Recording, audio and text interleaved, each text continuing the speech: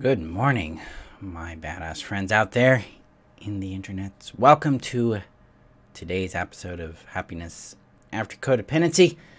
Today we're doing episode 2 of How to Know Yourself. So this series is all dedicated to helping you actually discover yourself and then come to know, love, and live who you are. That's the big goal with this series, because this is fundamental to our liberation from codependency. So if you're new to me, welcome. I'm Marshall Berkshire, and I help codependents discover their well-being and happiness, discover their joy again, their play again after narcissistic abuse. And I do that by helping them first restore their safety, sanity, and self, and then come to know, love, and live who they are. So before we get started with today's episode, I need to share this out to the community real quick. The community is your safe haven here on the internet, where you can find tools, you can find support, and you can find guidance in your journey back into who you are, back into knowing, loving, and living who you are, healing from narcissistic abuse, and actually learning how to live beyond your codependency. The link is above on Facebook, below on YouTube. You can also Google it. It's called the Thriving Beyond Codependency Community. So I'm going to get that shared out now. Also, while I'm doing that, I have my podcast out. The link to the podcast is above. The podcasts are these presentations, these trainings as well. And then sometimes I put up, discussions that I've had with other coaches and where I've interviewed someone else. So watch out for that. But the link for the podcast is above in the description. Let's get this shared out. Let me know how you guys are doing. Say hi. Let me know where you're from. And let me know your thoughts on what you're learning, what I present here. So, all right. Looks like it's shared out. All right. This is going to bring some context to myself. Just a little anxious with all this new information and this new dive into knowing ourselves. So it's kind of a little intense for me. I'm excited though, because I love this stuff. It's fun discovering, it's fun understanding, it's fun teaching it, and it's really fun watching the results you guys get as you apply these things to your world, because that really speaks to me. It's something that brings me a lot of joy, is being able to have an impact in your world and do things that work well. So, all right. So How to Know Yourself, episode 2, Your Identity is a Story. It is not who you are. So in our previous episode, we talked about how we lost ourselves, or we never really had ourselves, because in codependency, we have to void ourselves. We have to push aside or discard our needs, our wants, our perspectives, our boundaries, our personality, our goals, our dreams, basically ourself. We have to displace ourselves to make space to absorb the other person, so we can regulate their feelings and try to please them, meet their needs, in hopes that they'll love us, they'll take care of us, and that we can have a secure attachment, especially if we're dealing with parents and we're really struggling to actually know ourselves and to show up in a way that brings us fulfillment, because we're being given a choice by either pleasing them or suffering when we don't. And for a child, that's terrorizing.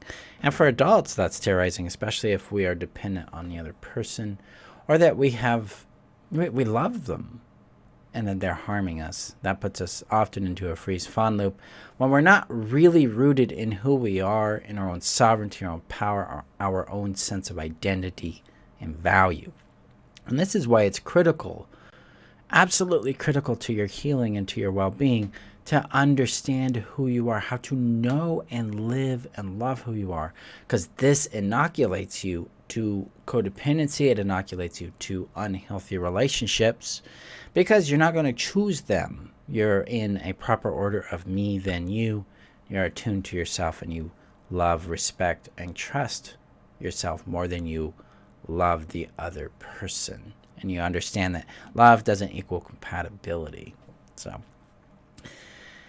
in this journey of coming into knowing who we are, we encounter our identity, the persona, the concept of self that we hold about ourselves. Like, who am I? So when you ask that question, your brain's going to give you all sorts of answers. My brain right now, it's like, you're a mentor, you're a dad, you're a boyfriend, You're not a man is another one that comes up with that. You're small. Sometimes you're weak. See, these are just automatic chatter coming in through my head when I ask myself, who am I? These are all results of what I call programming, or conclusions that we've absorbed as truth about ourselves. And this is the thing about identity. Identity is a story we tell ourselves. Who I am is a story I tell myself based on the dominant results, or what I call root conclusions, I believe matter about me. The root conclusions are these determinations we create based on dominant experiences we have in our life, usually highly intense emotional experiences or repetitious experiences that we encounter throughout our life. So I'll give you an example of a root conclusion. One of my dominant patterns is I was very good with computers. So I concluded that I am a nerd and a geek. I'm very good at computers, and that helps shape my identity and how I related to myself, how I related to others, and how I related to my own potential and future, as well as my present and past. So the story I created about myself is that I'm a computer geek and I'm really good at it. I lopped my sense of value into this concept. I lopped my sense of voice and vision, what I would think and what I was allowed to perceive and what I was allowed to believe about myself and predict about my future and about others, were all lopped into that. This created enormous opportunities and enormous limitations in my world because I thought I narrowly defined myself to those parameters. So this identity was a story, and the story was a product or result of the root conclusions I created about myself. It's when we come to understand that how we perceive ourselves is a product of our past experience, it helps us understand why we see ourselves the way we do, why we believe what we do about ourselves, and why we struggle to have a strong sense of value, to know ourselves, and to actually follow through with the things that really matter to us. Because we know in the background that there is more. We want to experience more. We want to understand more. We have dreams. We have ideas. We have pursuits we want to fulfill and to experience. But if it doesn't conform to our identity, to this story we tell ourselves, we eliminate our capability of actually expanding into those things. And this is where we start to feel really lost, really empty, really unfulfilled in our world. And a lot of times from codependency, we are shaping these expectations based on what other people want, what gains approval and what avoids rejection. And so we're shaping ourselves according to another person's world. And this is where we have ultimately lost contact with ourselves. So Pam says, yes, the voices in our head from early abuse days do speak to me, and when I think of who I am, negative shaming and belittling shapes my identity and power. Yes, and it's very powerfully, yeah, very, very powerfully, because it has a huge amount of meaning and significance in it. And a power, the emotion of it, compels us to believe that has to be the absolute truth. This leads us into mindset systems like mind state systems like black and white thinking, all or nothing thinking, predictive thinking rather than curious thinking. These trap us in what I call the cage, which stands for conclusions, assumptions, judgments, and expectations. These things then define who we are, thus define what we're allowed to have and what we're not allowed to have, what we're allowed to pursue, what we're not allowed to pursue, and what we believe is actually available and possible for us. Now, this has a deep tie-in into love addiction and to trauma bond, because trauma bonding is rooted in a very narrow view about ourselves, about the other person, about reality. And it's built on the concept of scarcity. Now, if our identity is conformed to I'm only lovable this way, we're going to have an enormous sense of scarcity, which is going to put a lot of pressure on us to keep what we do get, and we get stuck in the better than nothing trap. and we stick with things that are unhealthy for us, and they give us big rushes of euphoria when someone does fit these parameters and sees us and likes us, and then huge distress and despair when they don't. And that's because of how we conceive of ourselves. It's how we identify with ourselves. It's the story we've defined about who we are based on past root conclusions that we've deemed as valid and all-encompassing reality. So Deborah shares, until I started this work, my story was I am broken, and I lived from my life from that narrative. Boom, right there.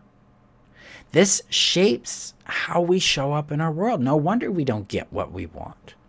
No wonder we're struggling to have relationships that would really actually be fulfilling. No wonder we're lost as to what matters to us. No wonder we're empty, frustrated. No wonder we run towards and keep the moldy, toxic, maggot-infested relationship breadcrumb. I describe it that way because that's what it really is. Because we're living this narrative that isn't even true. It's not true to us. It's a conclusion. It's a story derived out of experiences. The experiences were real. The feelings we have from those experiences are real. But the story, the conclusion, the significance, the meaning, none of that is actually real. That's something we created in order to try to navigate the dynamic, in order to try to survive. This is the root of codependency. So when we're looking at our identity as a result, it gives us an opportunity to ask a question. And this engages what I was talking about in the previous episode, curiosity, the willingness to discover who am I now, or who do I want to be in this scenario? Who would I be without this thing? Who would I be with this thing?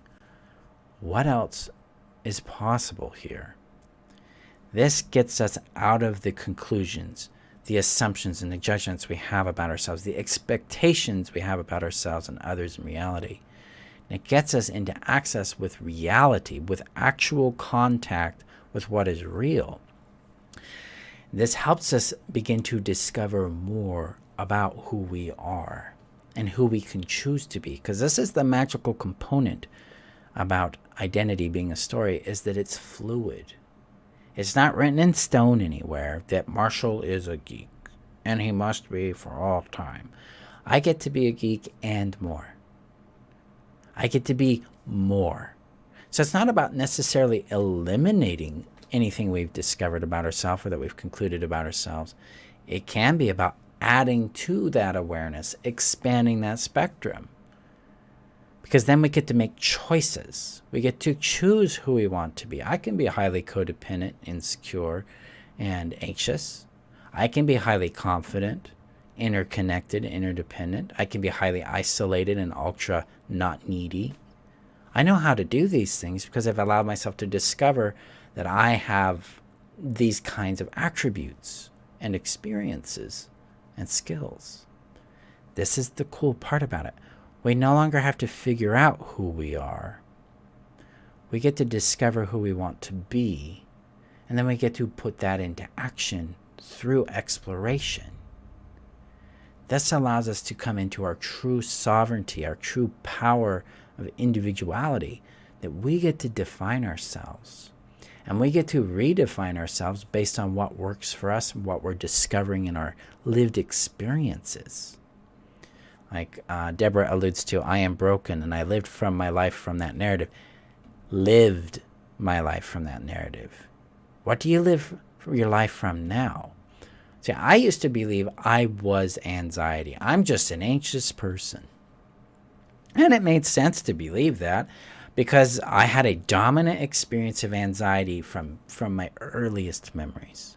I was always anxious, always on this hypervigilant crusade, always keeping an eye out. So I just concluded that I'm just an anxious person, and that anxiety, because apparently nobody else had it at the time, means there's something broken in me, something wrong with me. So I'm broken, I'm flawed.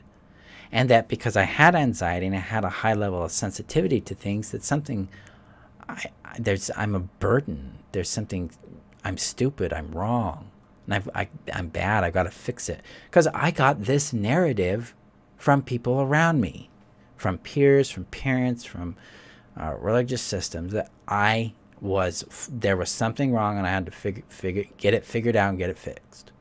So I internalized this as part of my identity, part of my value, and it shaped the voice that I listened to in my head, and it painted the vision which I followed.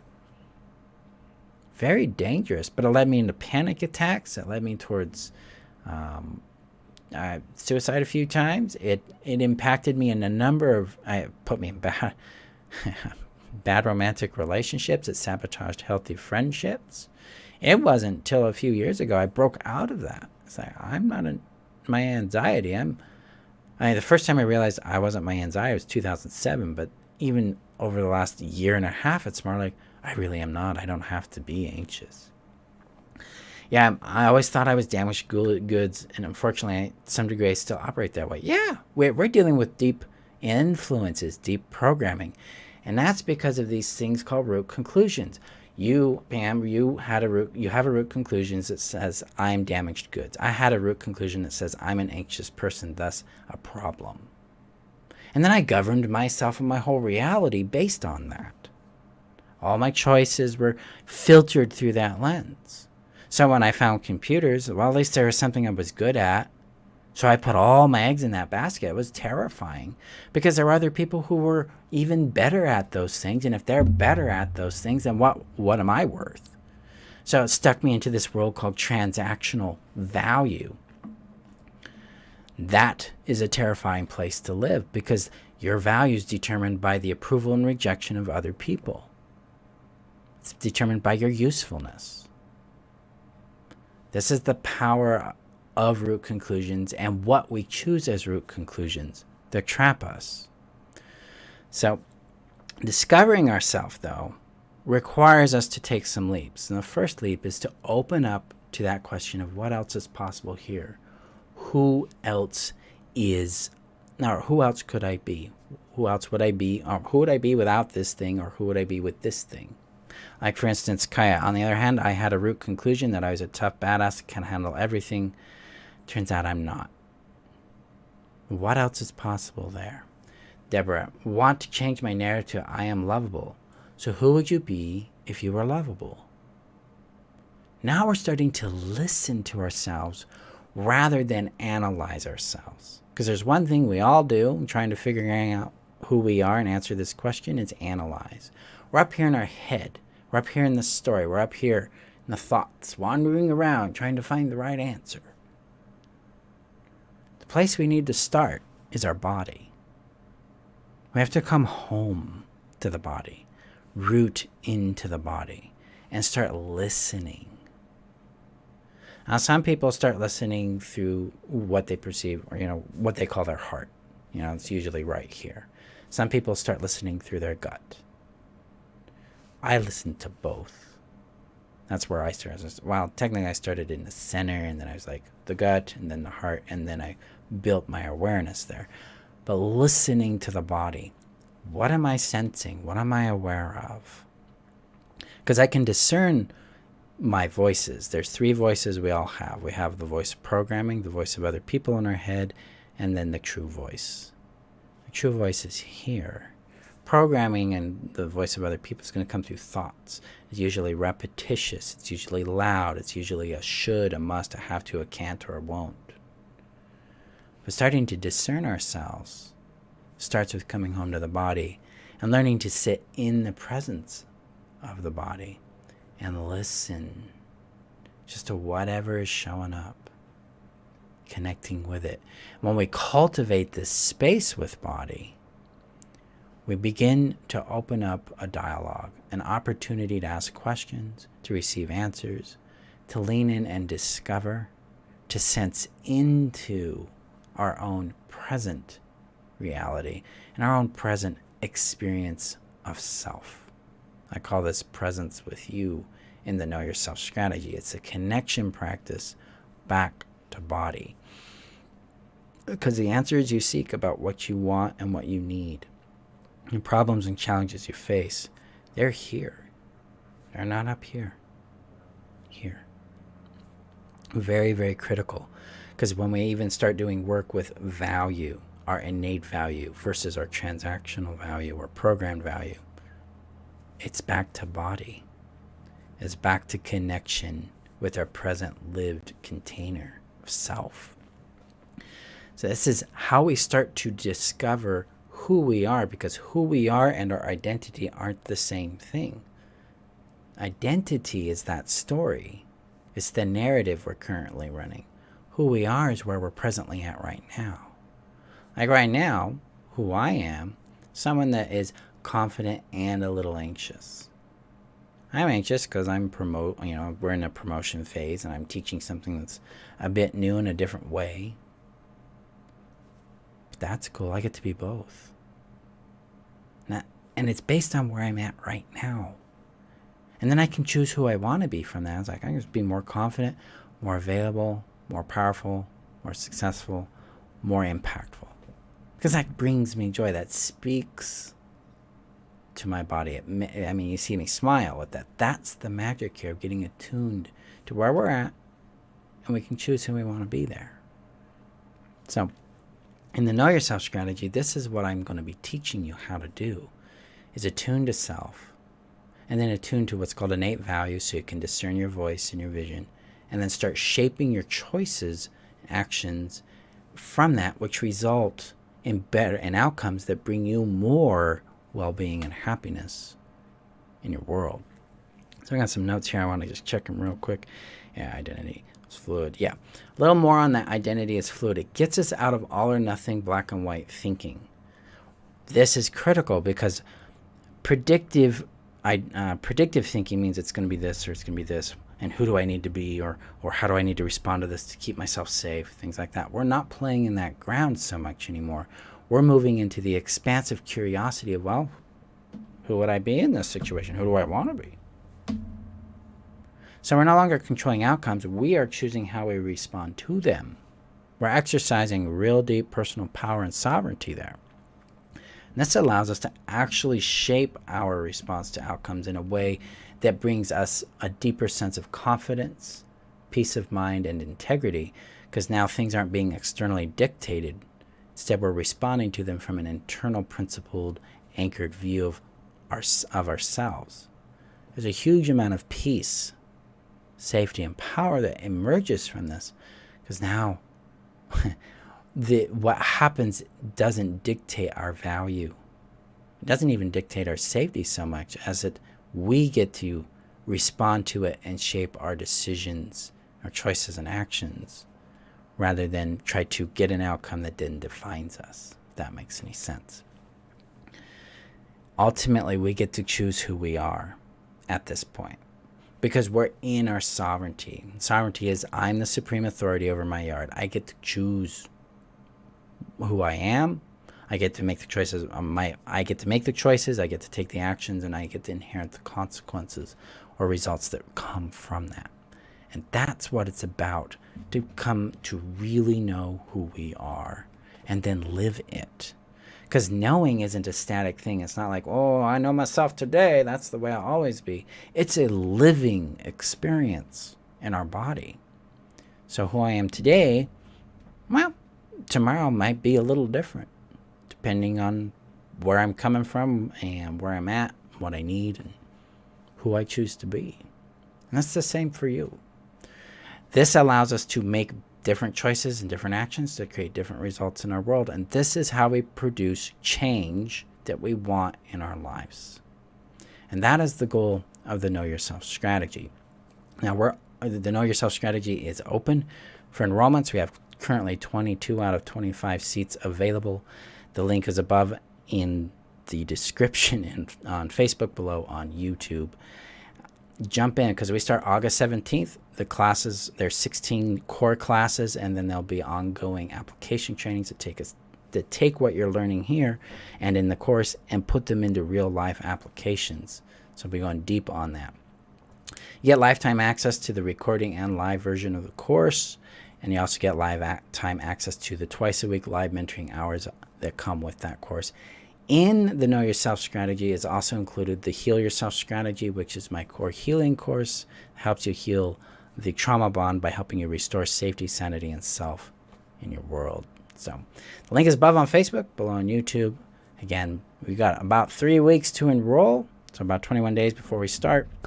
It's a Tuesday, so August 17th is when we start. So jump into that. Now, if you're watching this after the enrollment, the recorded version will be open and available starting September 27th, 2021. So you can check that out if that's beyond that date. Okay, let's check the comments here. So Cher says always in need of grounding. It's partly about grounding, Cher, but now it's also about rooting. Because this thing about grounding is kind of like, okay, I grounded to myself, and then I go out and do my thing, and I realize I'm ungrounded. That means we didn't root. So rooting is this, it's like a plant, it's like a tree. It digs its root in and it stays. What are we rooting? Our awareness. Our internal focus is rooted into our body. We make that the practice. So we go beyond just grounding. We go into a deeper state of presence with self. So if I find myself wandering in another yard, I need to ground, but I also need to root a little deeper in my own so that I'm not losing myself in somebody else's territory. Pam shares, I also always self-defined as a survivor. Yeah. See these roles we take on, and then we conform our reality to it, and that traps us in things. So we break free of this narrative that we're holding about ourselves, the story, the identity. Then we can add to the story. We can add more to our world. I'm not just Marshall the Geek or Marshall the Mentor. I work on a little 1970s Chevelle, so I got that going on. I'm a dad of an adult child and a teenage child. I've written 3 sci-fi, full-size, 65,000-word sci-fi books. I'm working on, eventually, maybe a 4th. I run this business, and I connect with you guys, and I impact the world with my work. I mean, and I like ice cream, and I'm a nerd. I really like Battlestar Galactica and Star Trek and yada yada. And my favorite kind of music is movie scores. There's so much more to us. But yet none of that truly encapsulates who I am. Those are just elements of identity or ways we communicate attributes about ourselves. Who I am right now is just as a person that's curious and interested and a little apprehensive because I'm doing something a little new. That's the brilliance here. We get to show up and be present with ourselves as well as with others. And this is how we come to know, love, and live who we are. So that's today's training. Tomorrow we'll dive into the 3 V's of identity: value, voice, and vision. We're going to start outlining those. Thank you guys for showing up. Make sure if this is resonating and you're like, I want to know who I am. I want to eliminate this story I keep telling myself. I actually want to like myself, love myself, actually come to feel that value, to know my own voice, to really discern my own vision. The Know Yourself strategy is the course for you because it's designed specifically to help you accomplish that. So that's what we'll be doing. Make sure you enroll quick because those seats will go quickly. The link is above on Facebook, below on YouTube. Again, thank you for being here. Remember, my friends, that you're worth knowing, loving, and keeping. And I'll see you guys in our next episode. Be safe out there. Bye-bye.